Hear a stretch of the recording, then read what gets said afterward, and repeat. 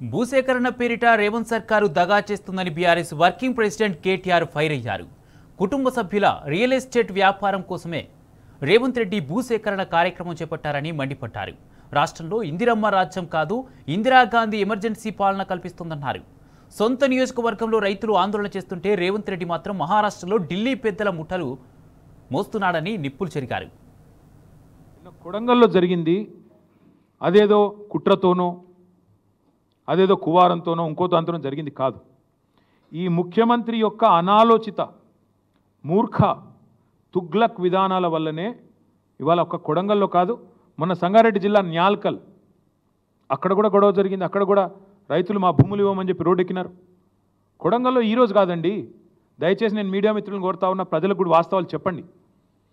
6-7 నెలల కిందట, ఇంకెక్కువ 8-9 నెలల కిందట ముఖ్యమంత్రి సోదరుడు తిరుపతి రెడ్డి ఆయనకు ఒక ఫోన్ కాల్ వైరల్ అయింది. మీరు చూసే ఉంటారు, వినే ఉంటారు. ఏమని? ఒక రైతు ఫోన్ చేసి తిరుపతి రెడ్డి గారిని అడుగుతున్నాడు, మేము ఎందుకు ఇవ్వాలా మా భూములు, ఇవ్వకపోతే ఏం చేస్తుంది ప్రభుత్వం అని గట్టిగా అడిగితే, తన్ని తీసుకుంటాం ఆయన అన్నమాట, తన్ని తీసుకుంటాం నా కొడక అని మాట్లాడినాడు ఆయన. ఉంది, వైరల్ ఉంది, ఆ వీడియో ఆడియో తీయండి, తప్పకుండా వినండి. అంటే ఇది 6-7-8 నెలల నుంచి నడుస్తున్న కథ, రగులుతోంది కొడంగల్. మధ్యలో రైతులు ఒక్కసారి కాదు, అన్ని పార్టీల దగ్గర పోయినారు. మా కాడికి కూడా వచ్చినారు, ఇక్కడనే నా దగ్గర కూడా వచ్చి నన్ను కూడా కలిశారు. తర్వాత బీజేపీ ఆఫీస్కి పోయినారు, అందరి దగ్గర పోయినారు. ముఖ్యమంత్రి గారిని కూడా కలిసినారు. కలిసి చెప్పినారు, సార్ ఇది మంచిది కాదు, విరమించుకోండి. మొత్తం లంబాడ రైతులు, అక్కడ గిరిజన రైతులు, గిరిపుత్రులు, వాళ్ళందరూ పోయి అడిగినారు. అడిగితే పట్టించుకోకుండా ఏకపక్షంగా మేమేదో రారాజులం, చక్రవర్తులం, కొడంగల్ ఏదో మా సామ్రాజ్యం, మేము ఏదనుకుంటే అది జరగాల అనే పద్ధతుల్లో ఇవాళ మీరు తీసుకున్న అనాలోచిత పిచ్చి నిర్ణయం వల్లనే కొడంగల్ రగులుతున్నది. ఇవాళ కొడంగల్లో అగ్గంటుకుంటే, కొడంగల్లో ఇవాళ 16 మంది రైతులు జైలుకు పోతే, కొడంగల్ ఎమ్మెల్యే ఎన్నో ఆశలతో ప్రజలు గెలిపించిన ఎమ్మెల్యే, ముఖ్యమంత్రి అయి మమ్మల్ని ఉద్ధరిస్తారనుకుని గెలిపించిన ఎమ్మెల్యే ఎక్కడున్నాడండి? నాకు అర్థం కాదు. మహారాష్ట్రలో ఢిల్లీ పెద్దలకు మూటలు మోస్తూ వాళ్ళకి ఇవాళ తాబేదారుగా ఇవాళ అక్కడ తిరుగుతూ ఉన్నాడు. నేను అడుగుతా ఉన్నా రేవంత్ రెడ్డిని, సొంత నియోజకవర్గంలో రైతులు ఆందోళన చేస్తుంటే, రైతులు అక్రమ అరెస్టులై జైలుకు పోతుంటే, మా నాయకుడు పట్నం నరేందర్ రెడ్డిని ఇవాళ ఒక టెర్రరిస్ట్ని ఇడ్చుకపోయినట్టు నేను తెలియక అడుగుతా ఉన్నా. కనీసం వాళ్ళ భార్యకు ఇన్ఫర్మేషన్ ఇచ్చిండ్రా? అరెస్ట్ వారెంట్ ఉందా? అసలు వాళ్ళు పోలీసులు మఫ్టీలో ఎత్తుకపోతారండి? ఆయన ఏమైనా బందిపోట, తీవ్రవాద? అది అసలు అరెస్టా, కిడ్నాపా?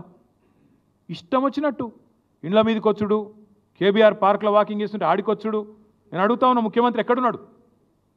సొంత నియోజకవర్గంలో రైతులు ఆందోళన చేస్తుంటే, రైతులను అక్రమ అరెస్టులు చేస్తుంటే, ప్రజలు ఆక్రందనలు చేస్తుంటే, మహారాష్ట్రలో ఏం పనండి మునగానికి? ఎవడు పట్టించుకుంటాడు? ఈయనను చౌరస్తాలో షోలాపురం నిలబడితే ఎవడు గుర్తు కూడా పట్టాడు ఈయనను. ఈయన ఆడవో ఏం చేస్తున్నాడు? ఈ విషయం మీద ఎందుకు స్పందిస్తలేవు? ఎవరైతే గెలిపించి నీకు సీట్ అప్ప చెప్పినరో వాళ్ళను కాదని నీకు అక్కడేం పని అంటా ఉన్నా. ఇవాళ మహారాష్ట్రలో ఉండే కాంగ్రెస్ వాళ్ళకు సంచులు మోసుకొని పోవడం తప్ప నీ వల్ల ఏదేముంది అక్కడ? రా, నువ్వు కొడంగల్ రా, వచ్చి లగిచర్లకు వస్తావా, హకీంపేటకు వస్తావా, దుద్యాలకు వస్తావా, ఎక్కడికి వస్తావా? రా, వచ్చి కూర్చో, రైతులకు చెప్పు, నీ ఆలోచన వల్ల జరుగుతున్న లాభం ఏందో చెప్పు. ఇవాళ మా అందరికీ వచ్చిన అవగాహన, ప్రజలకు వచ్చిన అవగాహన ఒకటే, ఇవాళ ఈ భూసేకరణ పేరిట రేవంత్ రెడ్డి ప్రభుత్వం చేస్తున్నది దళిత, గిరిజన, బీసీల భూములను లాక్కొని వాళ్ళ అనుయాయులకు, వాళ్ళ కుటుంబ సభ్యులకు రియల్ ఎస్టేట్ పేరిట వ్యాపారం కోసం, రియల్ ఎస్టేట్ పేరిట వ్యాపారం చేసుకోవడానికి, డబ్బులు సంపాదించుకోవడానికి చేస్తున్న ఒక కుట్ర. ఇది కాంగ్రెస్ ప్రజాపాలన కాదు, ఇందిరమ్మ రాజ్యం కాదు, ఇందిరాగాంధీ ఎమర్జెన్సీ రాజ్యాన్ని తలపిస్తున్న పరిస్థితి.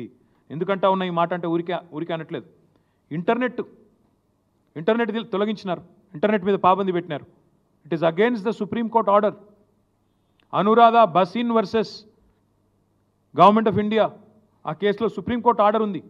ఇంటర్నెట్ అట్లా నిషేధించడం అనేది కరెక్ట్ కాదు అని చెప్పి supreme court order, violation of supreme court.